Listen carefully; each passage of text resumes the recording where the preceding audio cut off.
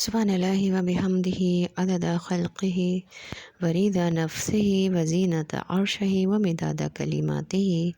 اللہم صلی علی محمد وعلی آل محمد کما صلیت علی ابراہیم وعلی آل ابراہیم انک حمید مجید۔ اللہم بارک علی محمد وعلی آل محمد کما بارکت علی ابراہیم وعلی آل ابراہیم انک حمید مجید۔ اعوذ باللہ من الشیطان الرجیم، بسم اللہ الرحمن الرحیم۔ رب اشرح لی صدری ویسر لی امری واحلل عقدۃ من لسانی یفقہوا قولی۔ رب زدنی علما، اللہم فقہنا فی الدین، اللہم ارنا الحق حقا وارزقنا اتباعہ وارنا الباطل باطلا وارزقنا اجتنابہ، آمین یا رب العالمین۔ السلام علیکم ورحمۃ اللہ وبرکاتہ۔ سلسلہ ہے منتخب نصاب کا، اور اس میں ہم سورۃ الفاتحہ کا مطالعہ کر رہے تھے، اور لاسٹ لیکچر میں ہم نے یہاں تک پڑھ لیا تھا کہ الرحمن الرحیم کی ڈیٹیل ہم نے کچھ ڈسکس کی تھی۔ آج ہم ڈسکس کریں گے مالک یوم الدین، تیسری آیت میں۔ تو ہم دیکھتے ہیں کہ تیسری آیت میں ایک دوسرا رخ آ رہا ہے۔ فرمایا گیا مالک یوم الدین، زندگی محض اس دنیا کی زندگی تک محدود نہیں ہے، بلکہ یہ زندگی ایک امتحان گاہ ہے جس میں آزمائش ہوتی ہے کہ انسان کس طرح زندگی بسر کرتا ہے۔ جیسے کہ سورۃ الملک میں فرمایا گیا خلق الموت والحیات لیبلواکم ایکم احسن عملا۔ موت اور زندگی کو اس اللہ تبارک و تعالیٰ نے پیدا ہی اس لیے کیا ہے کہ تم کو آزمائے اور دیکھے کہ تم میں کون اچھے عمل کرنے والا ہے۔ لہٰذا اس آزمائش اور امتحان کا لازمی تقاضا ہے کہ جزا و سزا کا ایک دن بھی ہو، اور وہ دن آ کر رہے گا جس دن لوگوں کو اپنے اعمال کا پورا پورا بدلہ ملے گا۔ ہر انسان کا محاسبہ ہوگا اور اسے جواب دہی کرنی ہوگی۔ اس محاسبے اور حساب کتاب کے نتیجے میں جزا یا سزا کے فیصلے صادر ہوں گے۔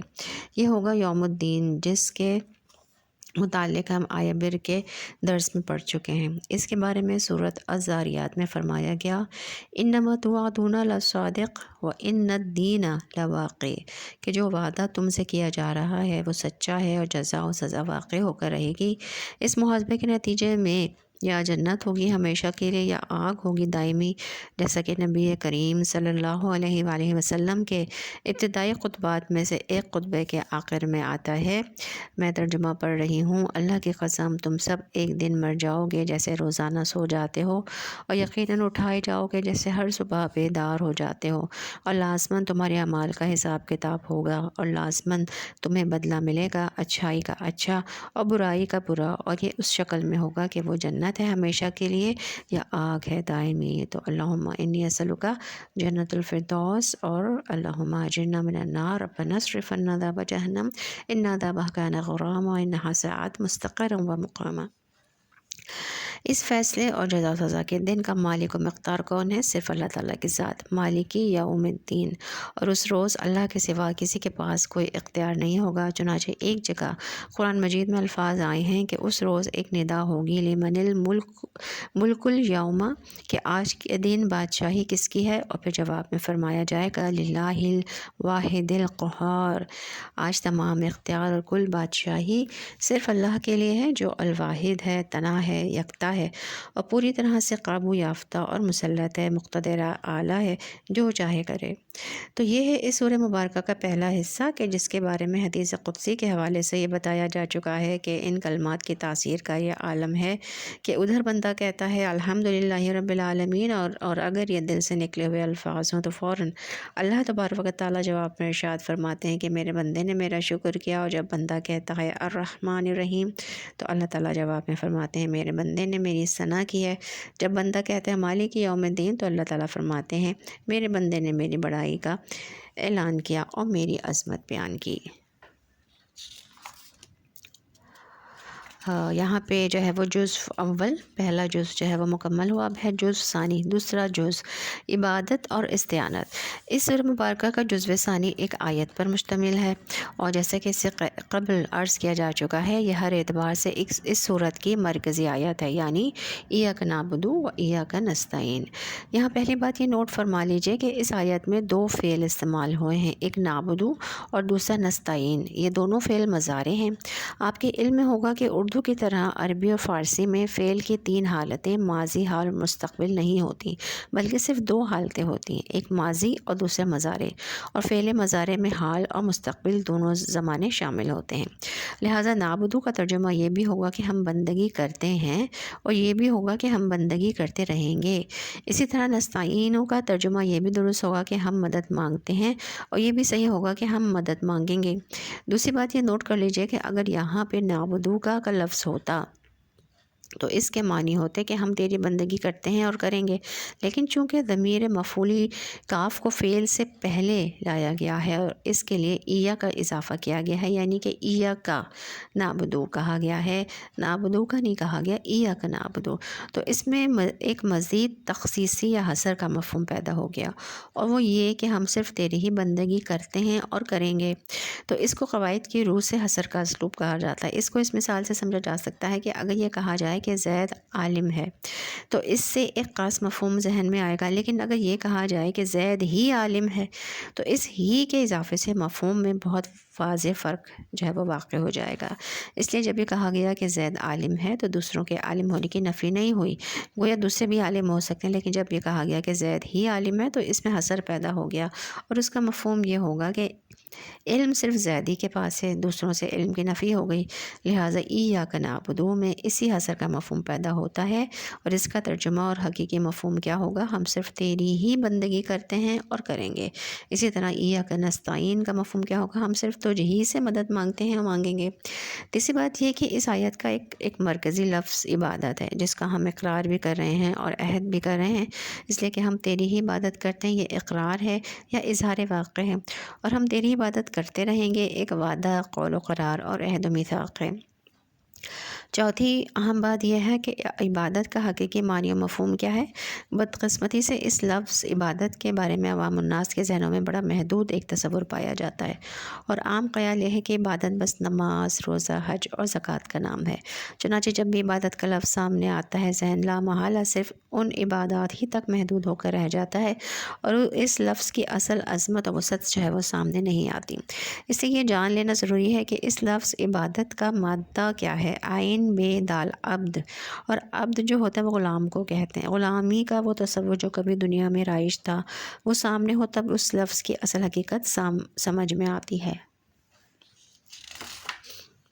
جو شخص کسی کا عبد یعنی غلام ہوتا تھا وہ اپنے آقا کی ملکیت ہوتا تھا، اور اس کا کام اپنے مالک کے احکام کو بجا لانا ہوتا تھا۔ آقا جو حکم دیتا تھا، غلام کا فرض تھا کہ وہ بصر و چشم اس کی تعمیل کرے، اور اس کی اپنی کوئی مرضی نہیں ہوتی تھی، اس لیے کہ غلام تو مملوک ہوتا تھا، اور اس کا کام تو بس اپنے آقا کی مرضی پر چلنا تھا۔ اس کی پسند اور ناپسند اول تو رہنی ہی نہیں چاہیے تھی، اور اگر رہتی بھی تو اس کا فرض تھا کہ اسے پس پشت ڈال دے اور اپنے آقا کی پسند و ناپسند اور مرضی و ناراضی کو مقدم رکھے۔ بس معلوم ہوا کہ لفظ عبد میں جو تصور مضمر ہے وہ مکمل اور ہمتن، ہم وقت اور ہم جہت غلامی کا تصور ہے۔ فارسی میں اس کے لیے بہترین لفظ بندگی ہے، چنانچہ عبد کے مفہوم کے لیے بندے کا لفظ عام طور پر مستعمل ہے، جیسے یعنی کہ انسانوں ہی میں سے کوئی آقا بن جائے اور کوئی بندہ، تو اس سے زیادہ غلط اور خلاف انسانیت بات اور کوئی نہیں۔ اس کے برعکس نبی اکرم صلی اللہ علیہ وآلہ وسلم نے فرمایا کہ اے لوگو، تم سب اللہ کے بندے اور آپس میں بھائی بھائی بن جاؤ۔ تم سب اللہ کے بندے ہو اور اس اعتبار سے برابر ہو، بھائی بھائی ہو، تم میں سے کوئی آقا اور غلام ہے ہی نہیں، حقیقی آقا اللہ ہے اور تم سب اس کے غلام ہو۔ تو بندگی کے اس ہمگیر تصور کو سامنے رکھ کر اس حقیقت کی جانب توجہ اگر کی جائے تو پانچویں اہم بات یہ سامنے آئے گی کہ عذر قرآن مجید غایت تخلیق جن و انس میں یہی عبادت رب ہے۔ چنانچہ صورت الذاریات میں کیا ارشاد ہوا، وَمَا خَلَقْتُ الْجِنَّ وَالْإِنسَ إِلَّا لِيَعْبُدُونَ، کہ میں نے جنوں اور انسانوں کو پیدا ہی اس لیے کیا ہے کہ وہ میری بندگی کریں۔ یہ ہے ہماری غایت تخلیق۔ قرآن کریم کی اس آیت کی ترجمانی بہت خوبصورتی سے شیخ سعدی رحمۃ اللہ علیہ نے اس شعر میں کی ہے، جو بہت سی مسجدوں میں لکھا ہوتا ہے کہ زندگی آمد برائے بندگی اور زندگی بے بندگی شرمندگی۔ تو چھٹی قابل غور بات یہ ہے کہ کوئی شے جس مقصد کے لیے بنائی گئی ہو، وہ اگر اس مقصد ہی کو پورا نہ کرے تو ظاہر سی بات ہے کہ وہ بیکار قرار پائے گی اور ہم اسے کوڑے کرکٹ کے ڈھیر پر پھینک دیں گے۔ لہٰذا جب انسان کی تخلیق ہوئی ہی بندگی کے لیے ہے تو اگر وہ بندگی کی روش کو اختیار نہ کرے یا اسے ترج دے اور ترک کر دے تو معلوم ہوا کہ اس کے وجود کا اب کم از کم انسانی سطح پر کوئی مقصد نہیں رہا اور اس کی زندگی محض حیوانی سطح کی زندگی ہے یا شاید اس سے بھی کم تر۔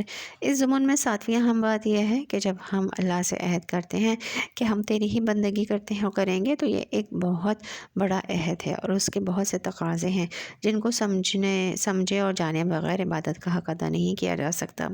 یاد ہے کہ یہ باتیں ہمارے سامنے شرک فی العبادت کے بحث کے ضمن میں پہلے بھی آ چکی ہیں۔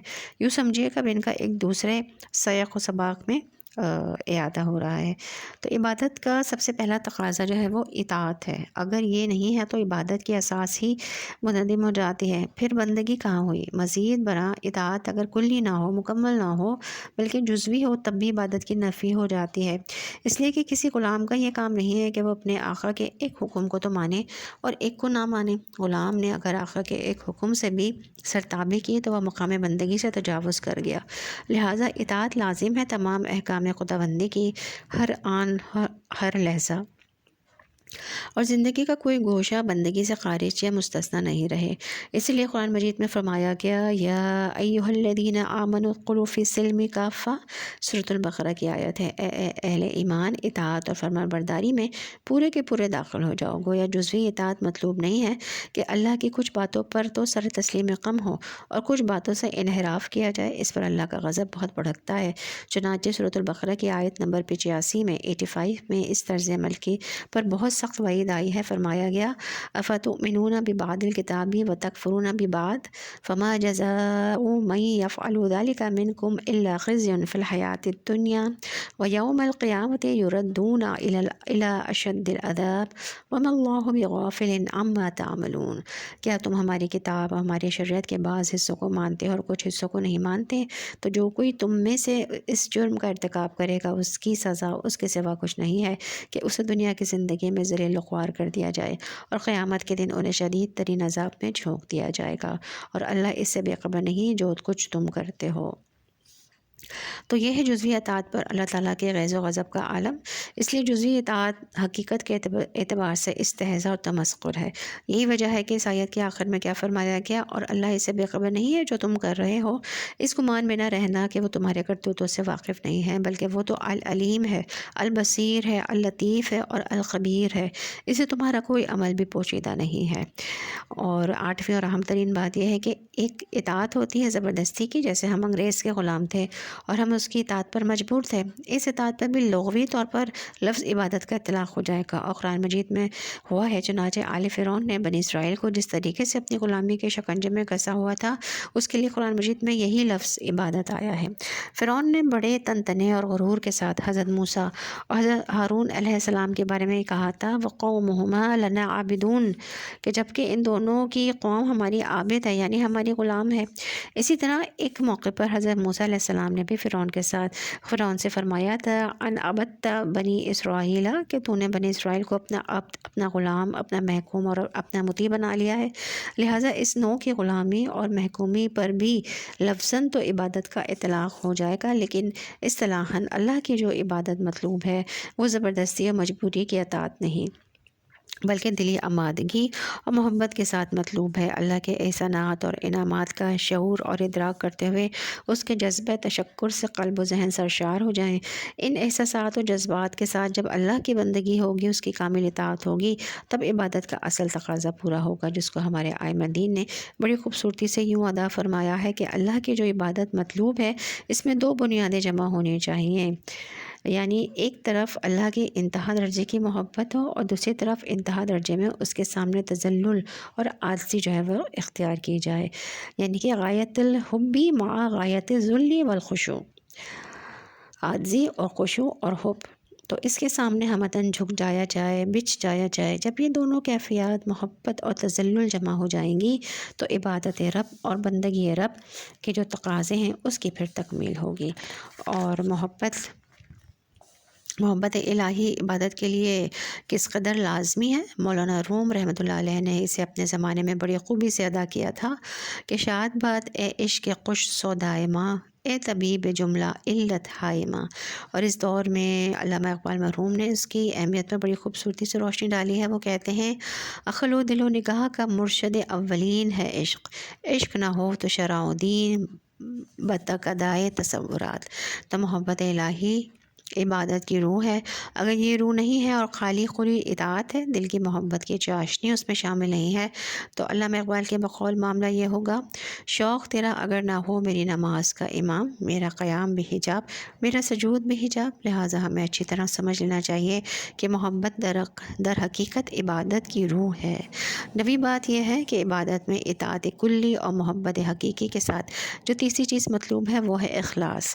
اس سے قبل ہم سورہ لقمان کے دوسرے رکوع کے ضمن میں شرک کی اقسام پر بحث کر چکے ہیں، وہاں پہ بات واضح ہو چکی ہے۔ یہاں پھر اس کا اعادہ کر لیجئے کہ عبادت کی قبولیت کی شرط لازم اخلاص ہے، یعنی اللہ کی بندگی پورے خلوص اور اخلاص کے ساتھ ہونی چاہیے، اس میں کوئی ریاکاری نہ ہو اور اللہ کی رضا کے سوا کوئی اور چیز مطلوب اور مقصود کے درجے میں نہ آ جائے۔ مطلوب صرف اللہ کی رضا اور اخروی فلاح و نجات ہے۔ اگر یہ اخلاص اور للیت موجود نہیں ہے بلکہ کوئی ریاکاری ہے، یعنی لوگوں پر اپنی عبادت گزاری اور اپنے زہد و تقویٰ کی دھونس جمانی ہے اور اپنی نیکی کا روب قائم کرنا ہے، یا شہرت مطلوب ہے، یا دنیا کی کوئی منافع پیش نظر ہے، تو یہ خلوص سے خالی عبادت اللہ تعالیٰ کی ہاں قبول نہیں ہوگی، بلکہ جیسا کہ اس سے قبل واضح ہو چکا ہے کہ شرک خفی شمار ہوگی۔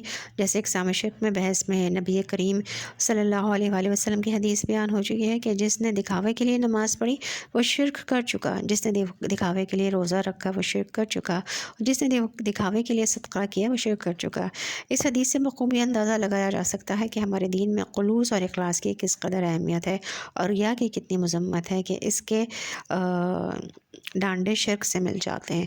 اب آخری اور 10ویں بات پر غور کر لیجیے کہ پوری زندگی میں پورے خلوص اور اخلاص اور شدید ترین قلبی محبت اور کامل اطاعت کے ساتھ عبادت کا حق ادا کرنا، واقعہ یہ ہے کہ یہ کوئی آسان کام نہیں ہے بلکہ بہت ہی مشکل کام ہے۔ اس میں سب سے پہلے تو انسان کا اپنا نفس ہی آڑے آتا ہے۔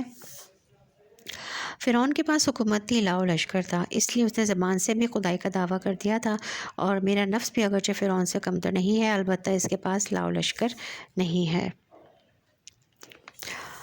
یعنی کہ یہ میں نے بولا ہے آپ کو، یہ مولانا روم کا ایک شعر ہے، اس کی ڈسکرپشن ہے کہ نفس ما ہم کمتر از فرعون نیست لیکن او راعون ما راعون نیست۔ اس لیے وہ خدائی کا زبانی دعویٰ تو نہیں کرتا، لیکن اندر سے وہ کہتا یہی ہے کہ میں نہیں جانتا کہ اللہ کا حکم کیا ہے، بلکہ میری مرضی چلے گی۔ خود غور کیجئے کہ اذان کی آواز کان میں آ گئی ہے، گویا اللہ کا حکم ہے کہ نماز کے لیے آؤ، ادھر نفس کہہ رہا ہے کہ ابھی مزید سوتے رہو، مزید آرام کرو، یا جس دلچسپی میں مصروف ہو اسے جاری رکھو۔ اب فیصلہ کن بات یہ ہوگی کہ ہم نے کس کا حکم مانا۔ اگر نفس کی خواہش کو کچلتے ہوئے ہم نے اللہ کا حکم مانا اور نماز کے لیے کھڑے ہوئے تو واقعی ہم بندہ رب ہیں۔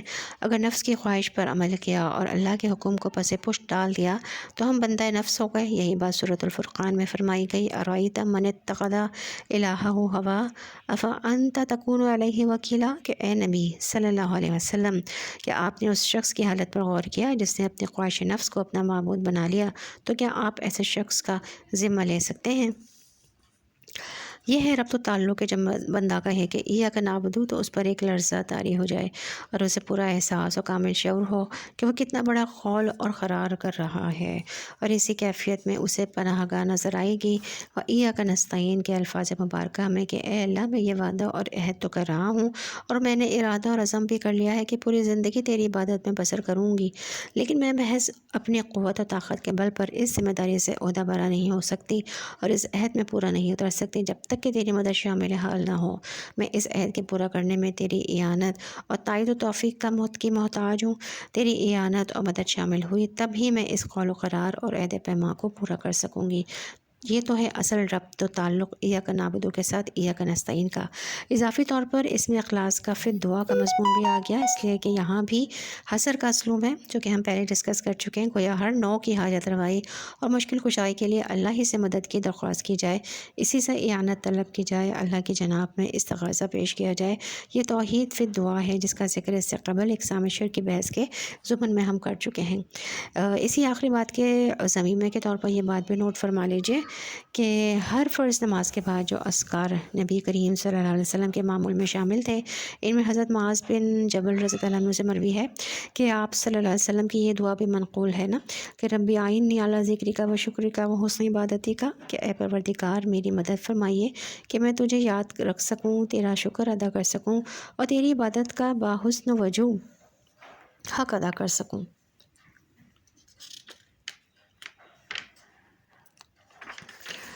تو یہاں پہ ہمارا جو دوسرا جزو تھا یعنی کہ عبادت اور استعانت، وہ یہاں پہ مکمل ہوا۔ اب ہم دیکھتے ہیں تیسرا جزو ثالث، درخواست ہدایت۔ تو سورۃ الفاتحہ کا تیسرا حصہ اگرچہ 3 آیات پر مشتمل ہے تاہم ان سے جملہ ایک ہی بنتا ہے۔ آئیے پہلے ان 3 آیات مبارکہ اور ان کے ترجمہ پر ایک نظر ڈال لیں۔ اہدنا الصراط المستقیم صراط الذین انعمت علیہم غیر المغضوب علیہم ولا الضالین آمین۔ آمین یا رب العالمین۔ اے ہمارے رب، ہمیں ہدایت بخش سیدھی راہ کی راہ، ان لوگوں کی راہ جن پر تیرا انعام ہوا، جو نہ تو مغضوب ہوئے اور نہ ہی گمراہ۔ اے تمام جہانوں کے مالک ایسا ہی ہو۔ تو پہلی 3 آیات پر تدبر سے ہم پر یہ حقیقت واضح ہو چکی ہے کہ ایمان باللہ یا توحید اور ایمان بالآخرہ یا معاد تک ایک سلیم الفطرت اور سلیم العقل انسان فطرت و عقل کی رہنمائی میں از خود بے رسائی حاصل کر سکتا ہے، کہ جس کے نتیجے میں اس کے باطن میں ایک بے پناہ جذبہ تشکر پیدا ہو جاتا ہے۔ چوتھی آیت سے معلوم ہوا کہ اسی جذبہ تشکر سے جذبہ عبادت ابھرتا ہے۔ اس سے آگے واقعہ یہ ہے کہ عقل انسانی خود اپنی محدودیت اور نارسائی کا اعتراف کرتی ہے کہ جہاں تک صراط مستقیم یعنی زندگی بسر کرنے کے معتدل اور متوازن طریقے کا تعلق ہے، وہاں انسانی عقل بے بس اور محتاج ہدایت ہے۔ چنانچہ یہ ہے وہ مقام جہاں بندہ سراپا احتیاج بن کر ایک استدعا اور درخواست اپنے مالک کے حضور پیش کرتا ہے کہ اے ہمارے رب، ہماری رہنمائی فرما، یعنی ہمیں دکھا اور چلا اس راستے پر جس میں کوئی کجی نہ ہو، کوئی تیڑ نہ ہو، افراد و تفرید کے دھکے نہ ہوں، جو ہمیں سیدھا تیری رضا تک پہنچانے والا اور آخرت کی کامیابی اور کامرانی اور فوز و فلاح سے ہمکنار کرنے والا ہو۔ ہدایت کو دیکھتے ہیں۔ ہدایت جو ہے وہ عربی زبان کا ایک نہایت وسیع المفہوم لفظ ہے۔ اس میں یہ مفہوم بھی شامل ہے کہ راستہ دکھا دیا جائے، بتا دیا جائے، سجھا دیا جائے، اور یہ مفہوم بھی شامل ہے کہ اس راستے پہ ذہن اور قلب کو مطمئن کر دیا جائے، اور یہ مفہوم بھی شامل ہے کہ انگلی پکڑ کر اس راستے پر چلایا جائے اور بالآخرہ بالفعل منزل مراد تک پہنچا دیا جائے۔ تو یہ ہدایت کے مختلف مراحل ہیں۔ سورہ محمد میں صلی اللہ علیہ وسلم میں فرمایا گیا والذین اہتدوا زادہم ھدی وآتاہم تقواہم، اور وہ لوگ جو ہدایت کے راستے پر آئے اللہ نے ان کی ہدایت میں اضافہ کر دیا اور انہیں ان کے حصے کا تقویٰ عطا فرما دیا۔ اسی طرح سورہ مریم میں فرمایا گیا وَيَزِيدُ اللَّهُ الَّذِينَ اهْتَدُوا هُدًى، اور اللہ ان لوگوں کی ہدایت میں اضافہ فرماتا ہے جو ہدایت اور راست روی کا راستہ اختیار کرتے ہیں۔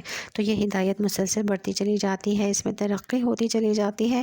اللہ تعالیٰ اس کے تمام مدارج و مراحل مومنین صادقین کو طے کرا دیتا ہے، یہاں تک کہ وہ اپنی منزل مراد تک جا پہنچتے ہیں، اور جنت میں داخلے کے وقت ان کی زبانوں پر یہ ترانہ حمد جاری ہو جاتا ہے الحمدللہ الذی ہدانا لہذا وما کنا لنہتدی لولا ان ہدانا اللہ۔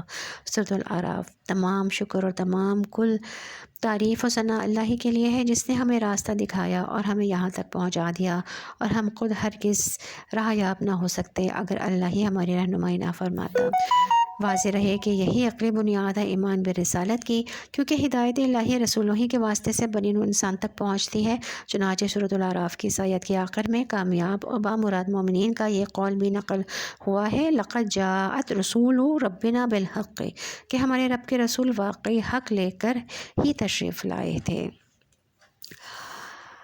تو یہاں یہ مغالطہ نہیں ہونا چاہیے کہ وہ شخص جو بنیادی حقائق تک خود پہنچ چکا ہے، جس نے اللہ کو پہچان لیا، اس کی توحید کو جان لیا، اس کی صفات کمال کی معرفت حاصل کر لی، اس کی ربوبیت، رحمانیت اور رحیمیت کا ادراک و شعور حاصل کر لیا، اس کے مالک یوم الدین ہونے کا اقرار کر لیا، پھر اس کی بندگی اور پرستش کا عہد و پیما کر لیا، تو اس سے تو گویا کل ہدایت حاصل ہو گئی۔ اب اسے کون سی مزید ہدایت مطلوب ہے جس کے لیے وہ دعا کر رہا ہے کہ اہدنا الصراط المستقیم؟ یہاں انسان کی جس احتیاج کی طرف اشارہ کیا جا رہا ہے وہ یہ ہے کہ انسان اس دنیاوی زندگی کے مختلف معاملات میں جو نہایت پیچیدہ ہیں اور ان مسائل میں جو باہم گتھے ہوئے ہیں، ایک اعتدال کی روش اور ایک متوازن طرز عمل کا محتاج ہے، اور اس کی احتیاج ہمیشہ باقی رہے گی، اس لیے کہ تمدن کے ارتقاء کے ساتھ ساتھ ان مسائل و معاملات کی پیچیدگیاں بھی مسلسل بڑھتی چلی جاتی ہیں، اور حیات انسانی کی یہ پیچیدگیاں اور ان کے گو ناگون تقاضے و مطالبے، ان کا آپس میں ٹکراؤ اور تصادم، یہ عقدۂ ہائے لا یخل ہیں، اور کسی انسان کے لیے ممکن نہیں کہ وہ مجرد اپنی عقل اور تجربے کی بنیاد پر ان جملہ سماجی و معاشرتی اور سیاسی و معاشی مسائل کا متوازن اور معتدل اور عادلانہ و منصفانہ حل تلاش کر سکے، جس پر چل کر وہ حیات دنیا کی برکتوں اور سعادتوں سے بھی پرسکون طور پر ہمکنار ہو سکے، تو حیات اخروی میں بھی نجات اور فوز و فلاح حاصل کر سکے۔ یہ ہے در حقیقت انسان کی اہم ضرورت، جس کے لیے سلسلہ نبوت اور رسالت اور انزال وحی کتب کی ضرورت پیش آئی، اور یہ بات اچھی طرح سمجھ لینی چاہیے کہ جہاں تک ایمان کے بنیادی تصورات کا تعلق ہے، وہاں تک پہنچنے کے لیے انسان اپنی عقل و فطرت سے بھی رہنمائی حاصل کر سکتا ہے، جیسے کہ سورہ لقمان کے دوسرے رکوع کے ذریعے حقیقت ہمارے سامنے آ چکی ہے کہ انسان اپنی فطرت صحیحہ اور عقل سلیم کی رہنمائی میں توحید اور معاد تک رسائی حاصل کر سکتا ہے، لیکن زندگی کی پرپیچ وادیوں میں سیدھی راہ کی تلاش انسان کے بس میں نہیں ہے، اس لیے وہ مجبور ہے کہ گھٹنے ٹیک کر اپنے مالک سے ہدایت کی درخواست کرے، اس لیے کہ واقعہ یہ ہے کہ اس کے سوا کوئی چارہ نہیں اور یہی واحد ممکن راستہ ہے۔ تو آج کے لیے ہم اتنا ہی رکھیں گے، اس سے آگے انشاءاللہ نیکسٹ لیکچر میں۔ وآخر الدعوانا ان الحمد للہ رب العالمین۔ اب وقت ہے کتاب شہر رمضان پڑھنے کا، اور اس میں آج جو ٹاپک ہے ہمارے پاس وہ ہے رمضان شہر الدعا، رمضان دعا کا مہینہ۔ ماہ رمضان اور روزے سے متعلق امور کا ذکر کرنے کے بعد اللہ تعالیٰ فرماتے ہیں وَإِذَا سَأَلَكَ عِبَادِي أَنِّي فَإِنِّي قَرِيبٌ أُجِيبُ الدَّعْوَةَ الدَّاعِ إِذَا دَعَانِ فَلْيَسْتَجِيبُوا لِي وَلْيُؤْمِنُوا بِي لَعَلَّهُمْ يَرْشُدُونَ۔ سورۃ البقرہ آیت 186۔ اور جب میرے بندے میرے بارے میں آپ صلی اللہ علیہ وسلم سے پوچھیں تو کہتے ہیں کہ میں قریب ہوں، میں پکارنے والی کی پکار کا جواب دیتا ہوں جب بھی وہ مجھے پکارے، بس چاہیے کہ وہ میری بات مان لیں اور مجھ پر ایمان لائیں تاکہ وہ ہدایت پائیں۔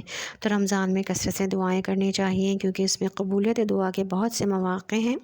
روزہ دار کی دعا قبول کی جاتی ہے، جیسا کہ حضرت انس رضی اللہ عنہ بن مالک سے روایت ہے کہ رسول اللہ صلی اللہ علیہ وسلم نے فرمایا 3 آدمیوں کی دعا رد نہیں کی جاتی، باپ، روزے دار اور مسافر کی۔